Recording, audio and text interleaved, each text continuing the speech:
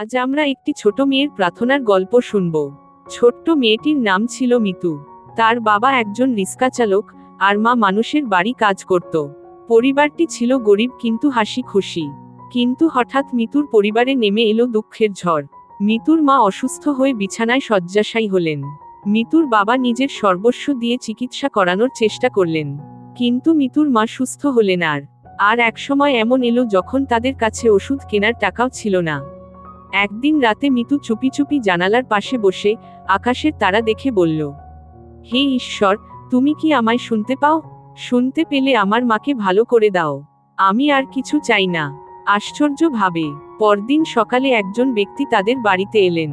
তিনি বললেন, আপনার মেয়ের লেখা চিঠি আমি পেয়েছি, আর তা আমি এক স্বেচ্ছাসেবী সংস্থায় দিয়েছি। তারা আপনাদের সাহায্য করতে চান। সেই সংস্থা মিতুর মায়ের চিকিৎসা, খাবার ও মিতুর পড়াশোনার দায়িত্ব নিল। ধীরে ধীরে মা সুস্থ হলেন, পরিবারে ফিরে এল হাসি ও আনন্দ। মিতু বুঝল, সত্যিকারের প্রার্থনা কখনো নিরর্থক যায় না। ঈশ্বর থাকেন বিশ্বাসে, ভালোবাসায়, আর নিঃস্বার্থ চোখের জলে। এই গল্প আমাদের শিখায়, প্রার্থনা হৃদয়ের ভাষা, আর ঈশ্বর শোনেন সেই নিঃশব্দ ভাষাকে।